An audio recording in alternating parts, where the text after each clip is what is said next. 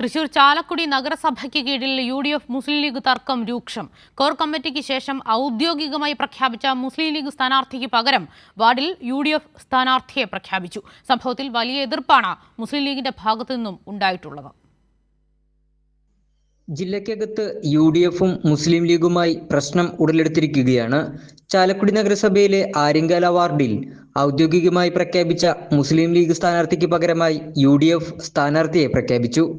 ഇത് ജില്ലയിലെ മുസ്ലിം ലീഗിനെ ചൊടിപ്പിച്ചു. നേതാക്കൾക്കിടയിൽ വലിയ അതൃപ്തിയാണ് ഉണ്ടായിട്ടുള്ളത്. വാർഡിൽ മുസ്ലിം ലീഗ് സ്ഥാനാർത്ഥിയായി ലിജി ജോയിയെയാണ് ആദ്യം പ്രഖ്യാപിച്ചത്. പ്രചരണം ആരംഭിച്ചതിനു ശേഷം UDF അപ്രതീക്ഷിതമായി സ്ഥാനാർത്ഥിയെ പ്രഖ്യാപിക്കുകയായിരുന്നു. ലിബി ഷാജിയെയാണ് UDF സ്ഥാനാർത്ഥിയായി പ്രഖ്യാപിച്ചത്.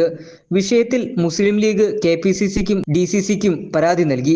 സ്ഥാനാർത്ഥി പ്രഖ്യാപനവുമായി ബന്ധപ്പെട്ട് തർക്കമുണ്ടായപ്പോൾ യോഗം ചേർന്ന് പ്രശ്നം പരിഹരിക്കാൻ കോൺഗ്രസ് തയ്യാറായില്ല എന്നും ആരോപണം ഉയരുന്നുണ്ട്. കൈരളി ന്യൂസ്, തൃശൂർ.